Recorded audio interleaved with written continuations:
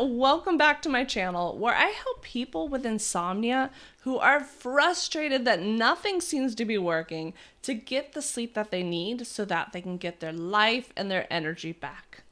If this sounds like you, then definitely stick around because today we're going to be talking about 5 ways to get better sleep because there's a lot of advice out there that just doesn't work. And if you are here, then you probably already know this. Otherwise, you would be sleeping already. So let's start with my first tip, which is to get rid of the sleep trackers. I know they are super popular right now. Everyone loves to post their aura scores. They love to post the graph that shows the different sleep cycles and the percentage that you're supposed to get in each one. And it tells you the ideal range and where you're off. And I know that's really fun. It's nice to see all this data, whatever. And it feels like you have a better understanding of what's going on. And it makes it feel like you have more control over your sleep. So what I want to know is, what are you going to do with this data? It makes it feel like you can actually control your sleep. And we cannot control our sleep. We can't make sleep happen. There's too much to explain in this video, but basically we need 2 things for sleep. High sleep drive, low hyperarousal. And then our sleep system works passively. The only way to promote good sleep is to lower our hyperarousal levels and make sure we already get a high sleep drive. The longer you're awake during the day, the higher your sleep drive. The only thing we can do is focus on our hyperarousal levels, which is basically a heightened state of alertness from things like stress, worry, anxiety, excitement, things like that. Anything that makes you more alert. What I don't like about them is they add a lot of stress and pressure to fix your sleep. And they can make you feel like you're broken. If you're not getting the perfect score, the perfect graph percentages of your different cycles of sleep, you feel like there's something wrong with you. You feel broken and you just need to fix it. You need to try this and you need to try that and you need to experiment with all these different things to make sleep happen. Everything's failing. It's not really getting you the results you want, which is leaving you frustrated and stressed and your hyperarousal levels up. And you're going to be worrying about your sleep. And these sleep trackers are not accurate at all. They use what's called, I was trying to remember when I started recording this in the middle of recording, it's a gyrometer or some kind of system like that. Oh my God, my chicken is snuggling with my dog. I wish I could turn the camera around. Anyway, they use a gyrometer. The more you move, the more awake it thinks you feel. It doesn't really know your cycles. When I had a sleep tracker and I was practicing just relaxing and not trying to make sleep happen, like basically I would just like lie down and like relax. I wasn't moving. I wasn't playing on my phone. I would just lay there and relax. It was something I was practicing. And the sleep tracker would think I was in a deep sleep when I was wide awake, just laying there relaxing. It doesn't know. There's no way it's going to know the percentage and all these different sleep cycles that you're in. So it just makes you feel broken and like you need to do all this stuff to fix it. Instead, what I recommend is to go by how you feel. When you wake up, how do you feel? Do you feel like you're waking up with energy, or do you feel like you're struggling and you're having a hard time waking up? You feel like a zombie. You feel like you didn't sleep. And how is your energy throughout the day? Is it steady? Do you have energy throughout the day? Now, if you're here, you likely have insomnia, so it's going to be a while before you actually start feeling great when you wake up in the morning. But that is a good goal to have as you start to sleep more, is to go by how you feel. Now, with my clients, I don't promote them having trackers. I don't like them to use it. It's just going to add all the, like I just talked about, all the stress and the pressure to fix your sleep and make you feel broken. I'd rather they just let go of them for now, and later on when you're sleeping well, if you feel like you need to track, go ahead. But there's not much you can do about them and the data, and they're not very accurate anyway. So if you see like your score is lower, that's not accurate. You could be getting good sleep and have a lower score. But you could do things like, okay, Maybe I can look at your sleep hygiene, for example. You can look at, am I getting movement and sunshine during the day? You can look for areas that maybe you need to improve. I don't know. Look at the different sleep hygiene stuff. Go by how you feel. You can look at your life. If you're not waking up feeling great, look at your sleep hygiene. Look at your sleep habits. Are you getting sunlight? Are you getting movement? All these different things. Is your room comfortable? Is your bed comfortable? Things like that maybe you need to upgrade or improve so that you get better quality of sleep. Tip number 2 is to treat sleep or to approach sleep like a good sleeper. I want you to think about a friend, a relative, a spouse, family member, someone that sleeps effortlessly. They sleep well, they fall asleep, they don't even think about it, and just it happens for them naturally. Those people that we're always jealous of when we had insomnia because they didn't have to think about it or do anything and it just happened. Well, that's the same way I would love you to approach sleep. And it's the same thing that I had to learn. The more we can approach sleep by, what do? They don't think about sleep. They're not thinking about throughout the day, how am I going to sleep tonight? I hope I sleep tonight. What if I don't? How am I going to get through the day? They're not at bedtime trying all these different things to make sleep happen, trying to control it. They're not going to bed with a hope like, oh my God, I hope I sleep. What if I don't sleep? How am I going to get through the day? Am I going to get fired? Things like that when they lay their head down to go to bed.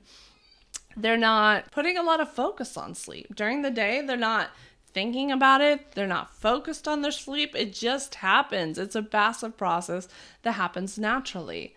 And if they do have a night that is less than ideal, in the morning, they're likely to shrug it off like, okay, I'll probably be a little more tired than normal, and they'll drink a little extra caffeine. They'll maybe a little more self-care, a little more rest, whatever they need, they will do. But they're not going to be thinking too much of it, if that makes sense. Now, I know shifting your mindset to a way a good sleeper sleeps and the way they approach sleep isn't easy. I don't expect you to just flip a switch or whatever, and then you're automatically thinking like a good sleeper. This is just something that is a goal. If you want to recover from insomnia, this is a place that you need to reach. And you can slowly shift that with time. And some of the ways you can do this is by removing pressure, which we talked about in the last video. So go check out that video if you do want to start to shift in this direction. Stop trying to control sleep, letting go. There's so many things that you can do. I can't really teach it all in this video. I do have a sleep makeover program where we go through the whole process of learning how to overcome insomnia and to get to this place and to get better sleep. However, I do have a free Insomnia Crash Course.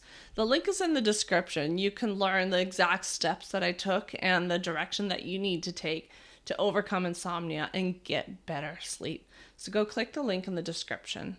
It's free. Tip number 3, which is to not go to bed at the same time every day. Get rid of the sleep schedule. I don't promote it, especially when you have insomnia. Now, I know all the sleep coaches are going to go crazy and think I'm nuts, but bear with me. Yes, I understand the whole go to bed and wake up at the same time thing. It helps to set your circadian rhythm. It helps to make sure that you're secreting melatonin at the right time, which is basically the circadian rhythm. But what happens when you have insomnia? Let's say you have a set bedtime at 10 p.m. And at 10 p.m., you happen to be more anxious than normal, more stressed than normal, more wide awake, and not feeling ready to sleep because you're so anxious and your hyperarousal's up. If you try to force yourself to sleep before you're sleepy, what do you think that's going to do to the rest of your night? You're going to be up fighting sleeplessness. You're going to be struggling. You're going to be awake even longer because of this struggle. You're going to be more frustrated, even more anxious, and then it's just going to delay sleep even more. Instead, I promote having a similar wake up time every day. It doesn't have to be exact a minute, but around that time. I wake up anywhere from 5:15 to 5:45. That's my range every single day.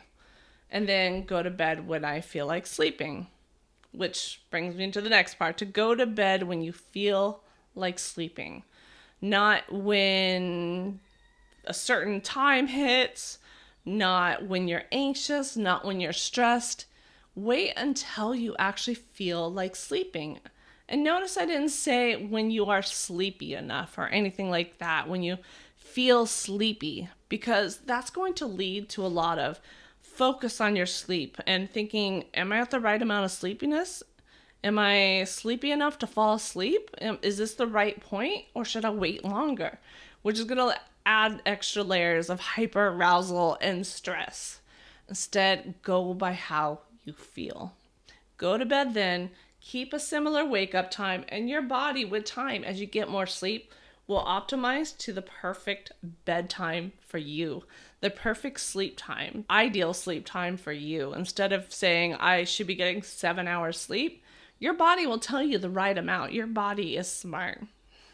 Tip number 4 is to accept and allow the nights of less sleep. The nights that you have quote unquote bad sleep or you're not getting any sleep. The more you can allow and accept them instead of resisting them, the better off you're going to be and the more sleep you're going to get with time.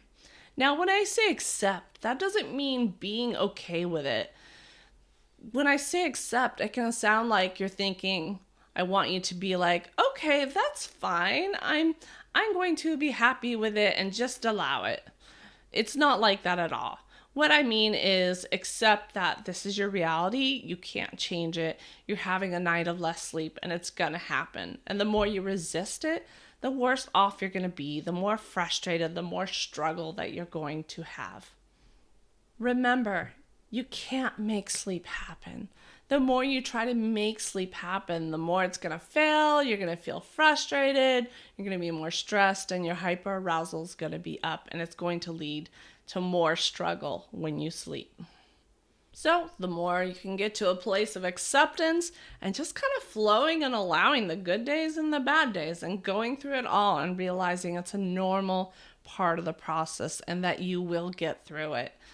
It's easy to accept and love the days of good sleep, but it's harder on those days of less sleep to practice acceptance and allowance. But I promise you, it's going to make such a big difference going forward in your recovery. Even when you're sleeping well, you're going to have those nights. Just like we talked about approaching sleep like a good sleeper, you're going to have those nights of less sleep and they just shrug their shoulder like, don't even really think about it. They have their coffee, practice self-care, more rest, whatever it is that they need. For example, me, I sleep really well now, but last night I only got about 4 hours sleep at most.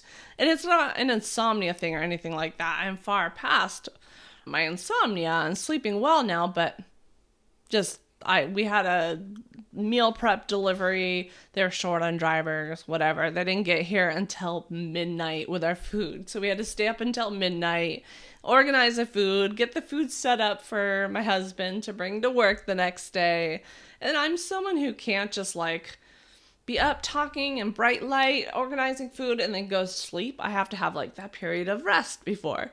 So then I went to the bedroom, I rested, watched a TV show, and then by the time I got to bed, it was a little after 1, and I got up 5:34 or something like that. So I didn't get a lot of sleep. I'm tired. I keep losing my train of thought when I'm talking, but I am pushing through and I am doing it, and I know I will be fine. I have to practice the same thing. It's like, okay, it happens. It wasn't that I had trouble sleeping. It's just, though my sleep was more choppy. But anyway, you get the point. Accept those days as well, and it will help you in the future. Tip number 5 is to improve your relationship with your bed. Now, we've talked about ways to improve your relationship with sleep, but how about your bed? I don't know about you, but when I had insomnia, even just walking by my bedroom or near my bed, just seeing the bed, I would like, ugh. Like I'd feel the stress. I had a terrible relationship with my bed. And if you have insomnia, then you likely do as well. Now, there is a belief in the CBTI world that you need to not associate your bed with sleeplessness. So you need to get out of bed the second you can't sleep. I don't promote that, and that would be a topic for a whole new video. I can't explain it all here, but when we go to bed and we can't sleep, it's the fear of sleeplessness, not the fear of the bed. So the more you can show your brain that you are safe in bed, enjoy your time, not fear. There's so much to explain. I don't even know how to condense it down. If you're in bed fearing sleeplessness, then you're going to be awake. But if you can turn it into a pleasant space and not fearing sleeplessness, so your brain isn't activating the fight or flight system, you're going to do so much better, and you're going to start to teach your brain that you are safe. I don't know how to condense that all down into one little section of this video. I need to do a whole video on that. I'm sure I have one in the past. But anyway, the more you can turn your bed into a pleasant space, the better off you're going to be, so that you can improve your relationship with it. So something that I promote is during the day is to go lay in bed and do something you enjoy. Watch a TV show, or I was going to say do homework or study, but I guess you don't enjoy that. But more you can do things in your bed to try to improve your relationship and show your brain that you're not scared to be there, the better off you're going to be, so that you aren't stressed around your bed, the better off you're going to be. You want to try to turn your bed into a pleasant space instead of going to bed and fearing the sleeplessness. And part of that is when you go to bed and you're awake at night, I promote staying in bed if you feel like staying in bed and just doing something you enjoy. I know I already started to bring that up, but your brain, when you're fearing that sleeplessness, thinks there's danger, and it activates the fight or flight system, and we can't sleep. So the more you can show your brain that you are safe, that you're not fearing sleeplessness, the more it's going to start to deactivate the fight or flight system, so that you can get more and more sleep with time. That is it for today, because I'm also losing my voice. I hope you enjoyed today's tips, and don't forget to click the link in my description box for my free Insomnia Crash Course, so that you can start to get the sleep that you need. Thanks for watching today's video, and I'll see you in the next one.